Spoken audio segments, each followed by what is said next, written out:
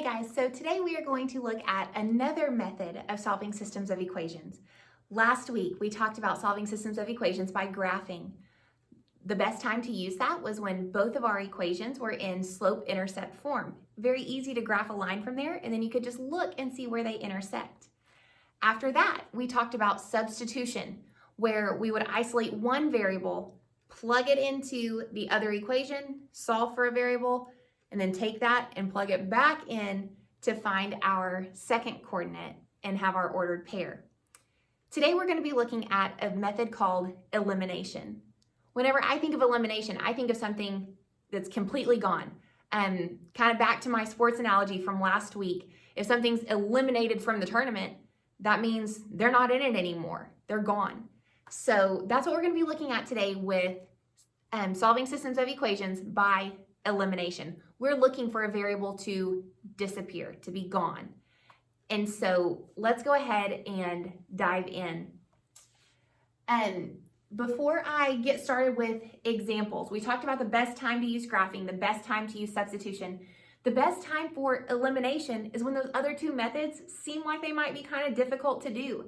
It might be difficult to get the y by itself in both equations so I could graph. It may be difficult to isolate a variable, or maybe it would give me a ton of fractions that I just don't want to mess with. So that's when elimination would be the best. Even better, it would be great if they had opposite coefficients. Remember that coefficients are the numbers in front of the variable. And so to have opposite coefficients, I would be talking about like a +5 and a -5, or a -3 and a +3. Those would be opposite coefficients. So let's take a look at some of these.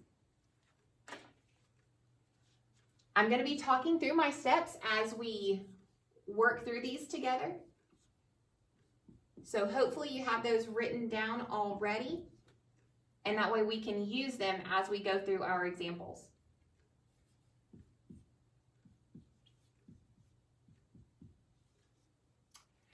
So in your steps, it says step 1, line up the x's and y's. Sometimes you may have to rearrange your equations for that to happen. Thankfully, they were already lined up for us in this first example. Step number 2 says look to see if one variable has opposite coefficients. So looking at the x's, I have a 2 and a 6. Those aren't opposites of each other. However, if I look at the y's, I have a +5 and a -5. Those are opposite coefficients. So when we move to step number 3, it says to add the equations together to eliminate one of the variables. So when I add them together, 2x plus 6x gives me 8x. 5y minus 5y, what happens to those? They're eliminated. Equals 17 minus 9 gives me an 8. Step number 4, solve for the remaining variable. Divide by 8, and we get x equals 1. Step number 5 says substitute the value you found into one of the original equations to solve for the remaining variable. You can plug into anywhere you want to. I typically look for the ones with either the smallest numbers or the most positives, because I don't like doing big math in my head, nor do I like to have a ton of negatives involved, because that might leave room for me to make a silly mistake. So I'm going to plug into that top equation. So 2 times 1 plus 5y equals 17. 2 plus 5y equals 17, because 2 times 1 is just 2. Subtract 2 from both sides, and we get 5y equals 15. Divide both sides by 5, we get y equals 3. So our ordered pair is 1, 3. And that's elimination. This happens to be my favorite method. I think it's fun. And some things that could cause some problems. I'll kind of talk to you about that while I'm erasing. Guys, don't add your equations together just because you think elimination is the best method. If nothing is going to eliminate, you're only causing yourself more problems. So make sure before you add them together that something is going to eliminate. You need to have opposite coefficients. Let's look at another example. what if I have 6x plus 5y equals 8 and negative 6x minus 2y equals 4.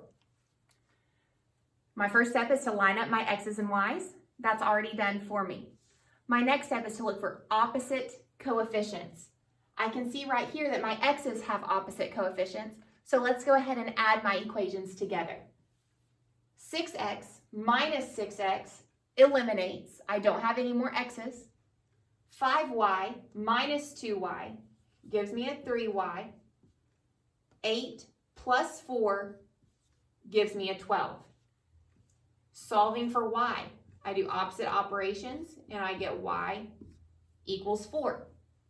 Now that I know one of my coordinates, I can go back and plug it into any equation, it doesn't matter which one, to find x. So 6x plus 5 times 4 equals 8. 5 times 4 is 20 equals 8. Subtract your 20, not 28, subtract 20. And we get 6x equals negative 12. Divide by 6, x equals negative 2.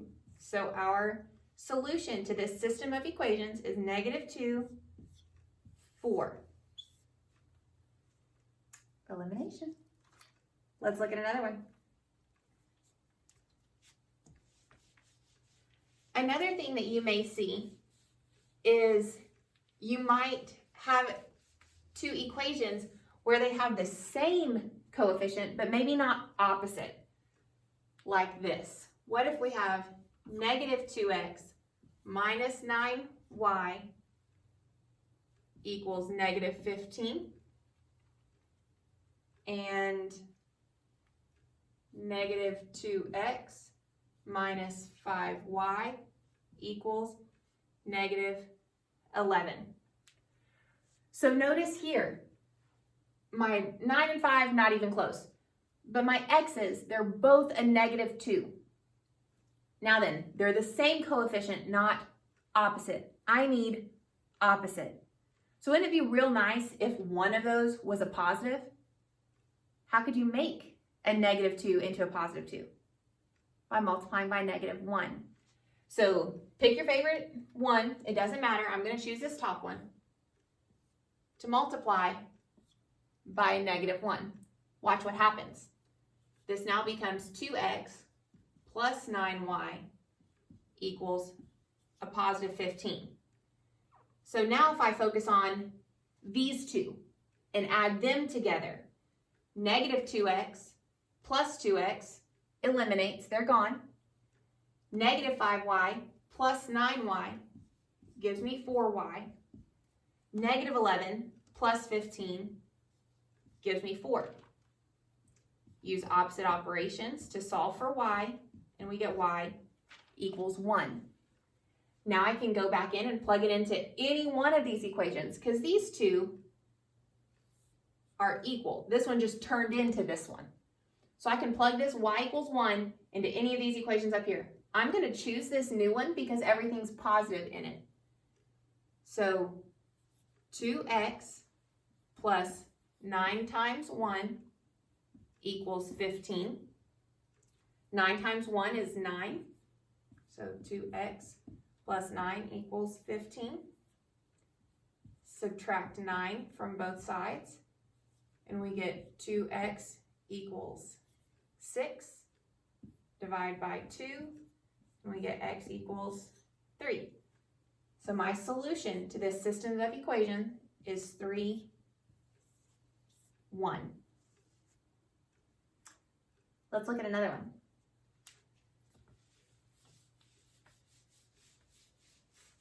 Hopefully you're kind of starting to get the hang of it about what our steps are. So what if I have 5x minus 2y equals negative 6 and negative 5x plus 2y equals 6. Right off the bat, I notice that I have opposite coefficients. I have a 5 and a negative 5. But if we keep reading, I also have a negative 2 and a positive 2. So something weird's about to happen. Whenever I go to add my equations together, this eliminates, so that's a 0. This eliminates, so that's 0. But look at this side too. Negative 6 plus 6, what does that equal? 0. So I get a 0 equals 0. We talked last week whenever I had a not true statement or a false statement, that meant no solutions. If I get a true statement, that means infinite.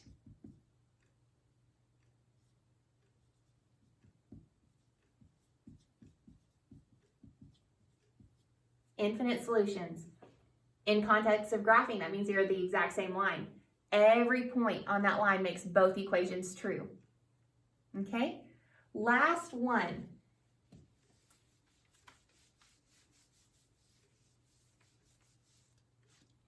What if I have negative 5x minus 3y equals 19 and negative 7x minus 3y equals 23? Looking at these two equations, remember I'm looking for opposite coefficients. I have a negative 5, negative 7. Those aren't opposites.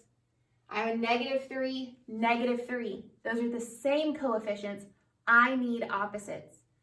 So it'd be really nice if one of those were positive 3. So let's make it happen. What if I take this bottom equation and multiply it by a negative 1? Didn't do anything to this top equation. I'm going to leave it alone. What it does is it makes all of these positive. And then negative 1 times a positive 23 gives me a negative 23. So now I'm going to be adding those two. Remember, the goal of elimination is to get something to eliminate. Don't just add them for the sake of adding. Make sure something eliminates. So negative 5x plus 7x gives me a 2x. Negative 3y plus 3y, those eliminate. 19 minus 23 gives me a negative 4. Divide both sides by 2, and we get x equals negative 2. Now I can take this and plug it in anywhere I want to. Let's plug it in right there. It has the most positive things. So 7 times negative 2 plus 3y equals negative 23. 7 times negative 2 is negative 14 plus 3y equals negative 23. Add 14 to both sides, and we get 3y equals negative 9. Divide both sides by 3, and we get y equals negative 3. So the solution to my systems of equations is negative 2, negative 3. So kind of a quick recap. Best time to use elimination is when it looks like it would be difficult to isolate a variable. So first step, line up your x's and y's. Add your equations together to make something eliminate. Solve for one variable, plug it back in, solve for the other one, and there you'd have your solution to your system of equations.